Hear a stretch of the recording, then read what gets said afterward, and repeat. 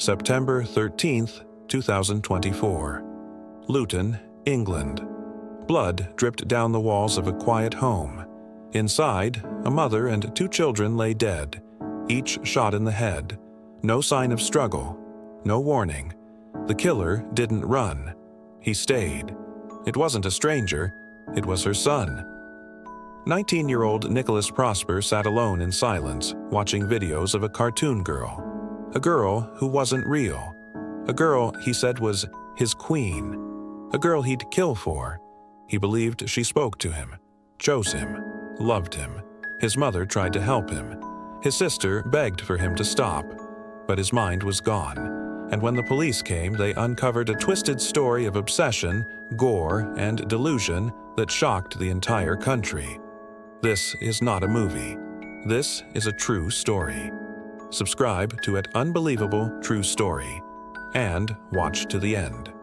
September 13th, 2024, Luton, Bedfordshire, United Kingdom. 10:41 a.m. It was just another cool September morning in the quiet neighborhood of Hockwell Ring. Children were on their way to school. Neighbors walked dogs, sipping tea and nodding hello across trimmed hedges. Nothing seemed out of place. But inside one small, cream-colored house at the end of a cul-de-sac, something was deeply, terribly wrong. 3 people lay still. A mother, Juliana Falcon, 48, a teenage boy, Kyle Prosper, just 16, and a 13-year-old girl, Giselle. Each one had been shot in the head.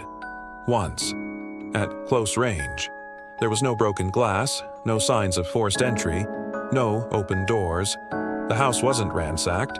It looked peaceful, almost too peaceful, except for the blood, pools of it, on the carpet, soaked into the fabric of a family couch, traces on the stair railings like someone had tried to hold on before they fell, and sitting calmly in his bedroom upstairs was their killer, their son, their brother, Nicholas Prosper. Nicholas wasn't a troublemaker, not in the beginning.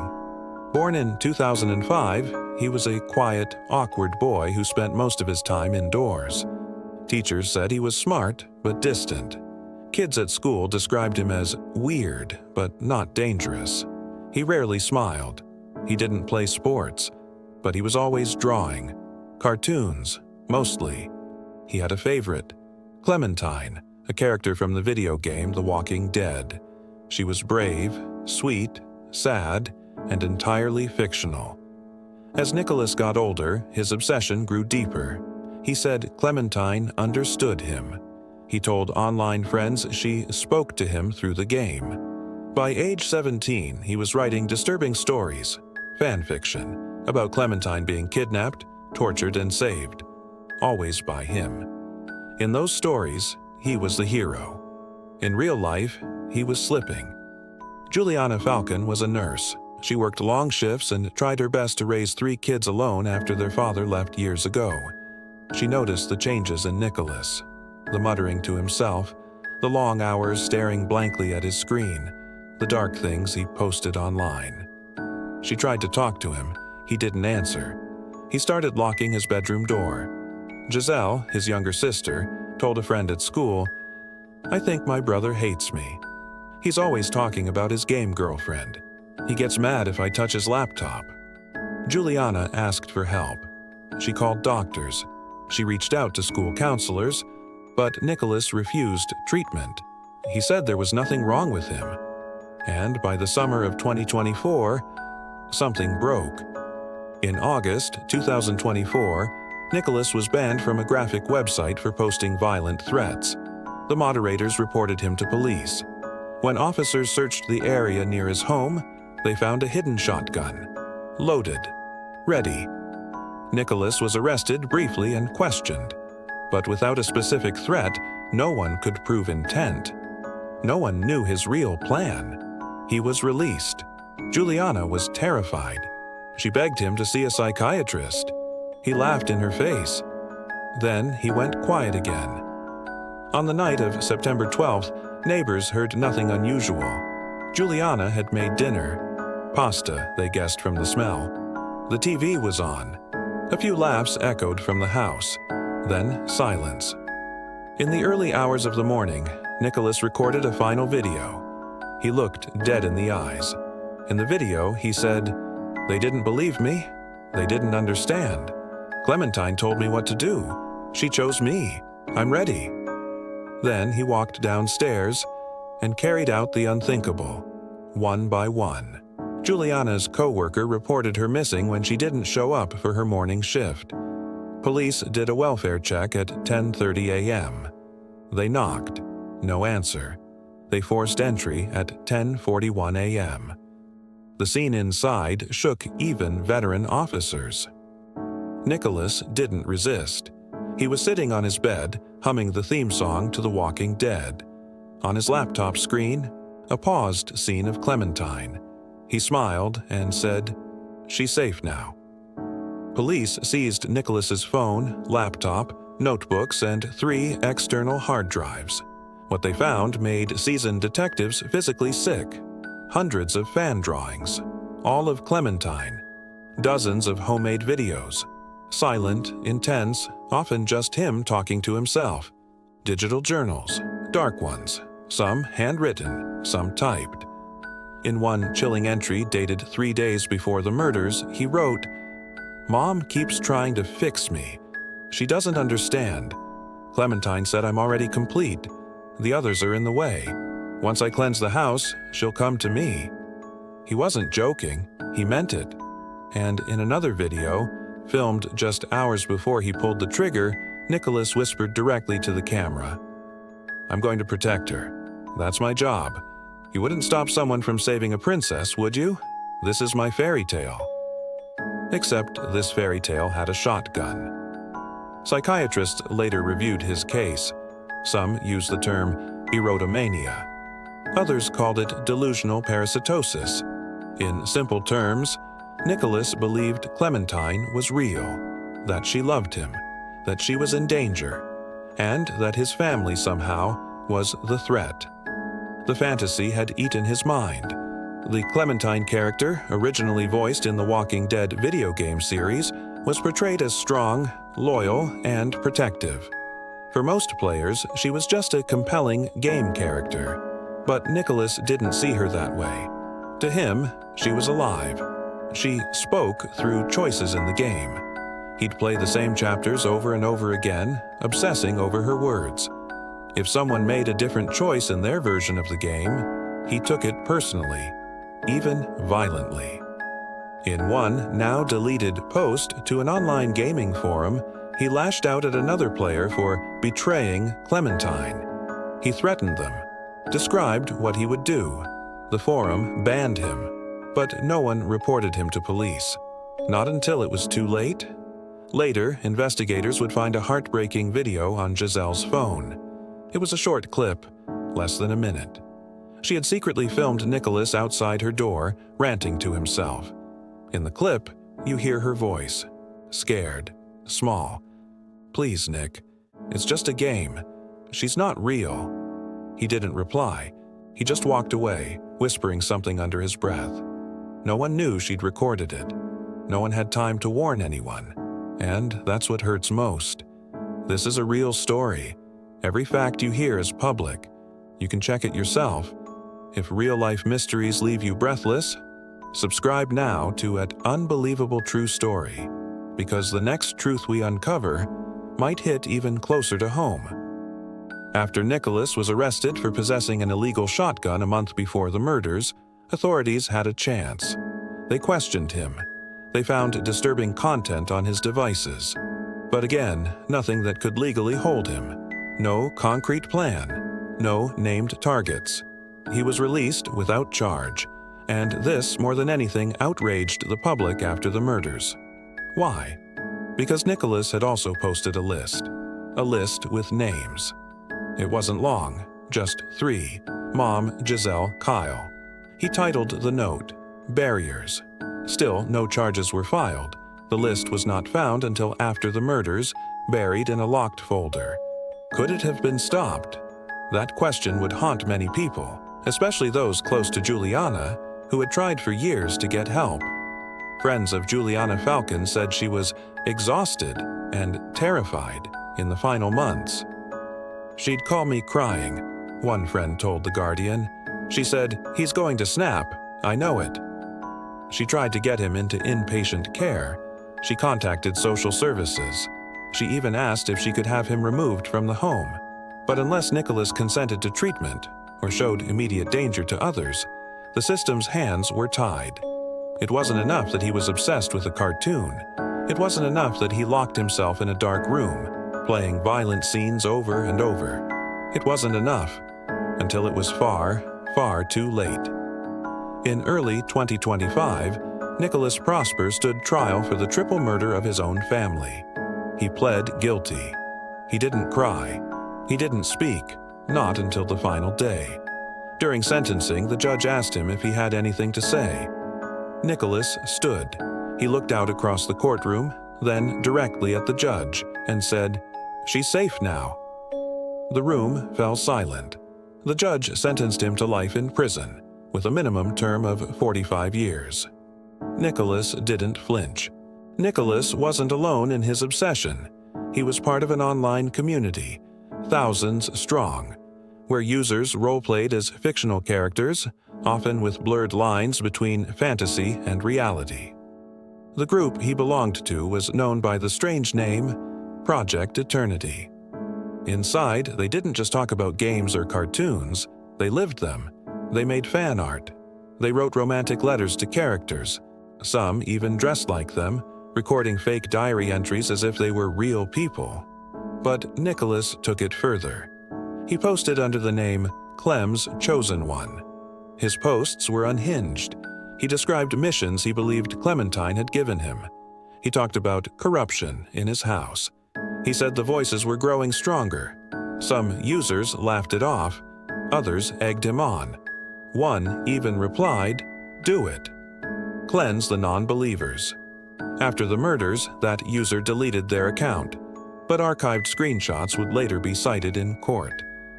Police tried to track down more members of Project Eternity, but the forum shut down within 48 hours of Nicholas's arrest. Entire threads disappeared overnight, and with it, proof of a growing online sickness that no one wanted to admit. Among Nicholas's hard drives were 37 videos labeled only by date and time. The final 5 were so disturbing that police, even with court approval, refused to release them to the public. What we know comes from investigators' summaries. One video shows Nicholas practicing with the shotgun. A dummy lies in the corner of his room, made from his sister's old clothes. Another shows him walking through the house, narrating how he'll do it. Then, silence. In the last video, recorded just 15 minutes after the murders, Nicholas sits back in his chair, staring into the lens. Behind him, blood on the wall. On screen, a paused image of Clementine, smiling. He whispers, "She's finally proud of me. I can feel it. We're together now." The screen cuts to black. This is not fiction. It bears repeating. This is not a movie, not a game, not a horror novel. This was real. 3 lives were lost. A mother, a daughter, a son. Because no one, not teachers, not counselors, not internet moderators, not the system itself, could see what was coming. Or maybe they saw it, and just didn't believe it was possible. Nicholas dropped out of school a year before the murders, but teachers remember the red flags. He once submitted a story for English class where the main character, based on him, burns his family alive to protect a digital princess. The school called Juliana. She was horrified. She apologized for him, promised to talk to him, but Nicholas said it was just fiction. He was suspended for 2 days. Nothing more. No further evaluations were required. No formal mental health support was offered. He returned to class, quiet, withdrawn, and kept writing. He never shouted, never threatened anyone in person. He got decent grades. He never hit anyone. He was quiet. Is that dangerous? Looking back, everyone sees the signs. But in the moment, he was just another weird kid, a little too into cartoons, A little too isolated? No one thought it would lead to murder, but it did. And that raises the haunting question: would you have seen it? As of June 2025, the house still stands in Luton. Vacant, boarded up, untouched. Neighbors avoid walking near it. Children cross the street to stay away. Inside, police removed everything: furniture, walls, carpet. It's stripped bare. But even now, they say there's an eerie silence, like something still lingers. A chilling reminder of how obsession, when left unchecked, can rot the mind and steal lives. This is not fiction. Every detail is part of a real case that you can verify yourself. In memory of the victims. We must remember the victims. Juliana Falcon, a devoted mother, known for singing to patients in the hospital. She once worked 17 days straight to support her kids. Giselle Prosper, only 13. She loved animals and wanted to be a veterinarian. Kyle Prosper, just 16. A gamer like his brother, but far more grounded. He was saving for a keyboard to start making music. They had lives, dreams, futures, stolen, not by a stranger, but by someone who once called them family. Luton is not a small town. It's busy, working class, tired. But this shook it. Not just the violence, not just the fact that a 19-year-old killed his own mother, brother, and sister, but why he did it. For a cartoon. Headlines across the UK read, "Teen kills family for video game character." Obsessed with fictional girl, then he snapped. "Clementine made me do it," he said. It sounded unreal. Churches held vigils. Schools observed moments of silence. But there was an uncomfortable undercurrent.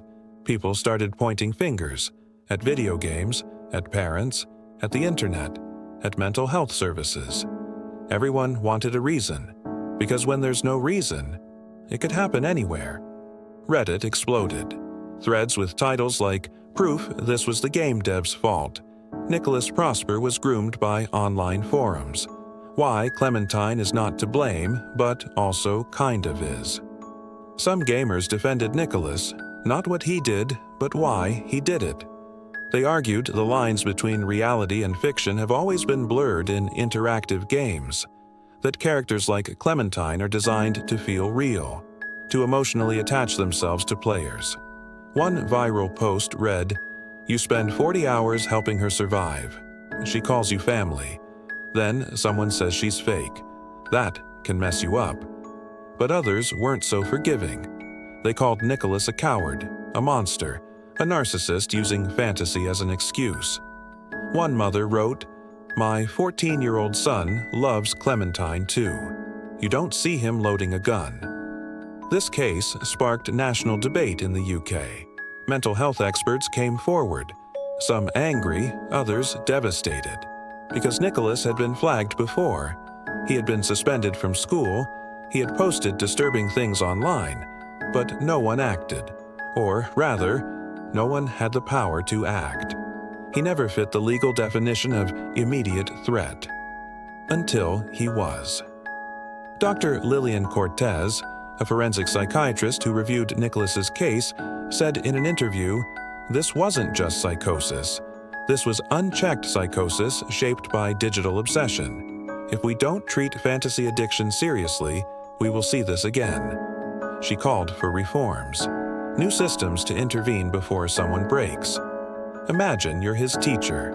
He writes a disturbing story, but says it's just fiction. Do you send him for help? Imagine you're his mother. He stops talking, starts whispering to the screen. Do you risk calling the police? Imagine you're his sister. He stands outside your door, silent. Do you run? Or hope it's nothing? The truth is, no one ever knows what moment is the last chance to act. And sometimes, even when you try, the system says, "There's nothing we can do yet." Why Clementine? Why this one character? Psychologists say characters like her, brave, loyal, always in danger, trigger something in people who feel powerless. She became Nicholas's anchor. She was always kind to him. In the game. always needed him, always said things like, "I couldn't have done this without you." It wasn't just obsession, it was emotional dependency, and because she never rejected him, never judged him, she became safer than real people, until real people became the problem. This question came up over and over again during the trial. What if Nicholas had just lived on his own? Would they still be alive?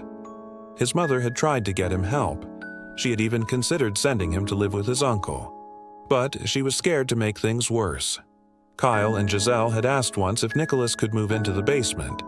They said he scared them, but Juliana said no. She said, "This is our home. We're a family." She believed in him, believed he would come back. He didn't. This is a real story. Every detail you've heard is public. You can verify it yourself. This isn't a movie. These aren't actors. 3 people are gone, and the person who took their lives truly believed he was the hero. After the sentencing, Nicholas was transferred to Broadmoor Psychiatric Hospital, one of the highest security mental institutions in the UK. Visitors say he doesn't talk anymore. He stares at walls, but sometimes he smiles at nothing. When asked by doctors who he's thinking about, he says, "She's always here, even now." And when one nurse asked who she was, Nicholas leaned in and whispered, "She's behind you." 3 weeks after the murders, crime scene analysts returned to the Prosper house. They weren't looking for anything in particular. The case was, by then, mostly solved. But something strange had come up in Nicholas's journals. One chilling line, scribbled in red ink, said, "If I'm ever taken, she'll stay hidden. Forever." It wasn't clear what he meant. But a search team was ordered to re-inspect his bedroom, with special attention to the floor. And that's when they noticed it. A slightly raised board near the corner just behind his desk. Beneath it, wrapped in a purple pillowcase, was a stack of printed photos, hand-drawn sketches, and flash drives.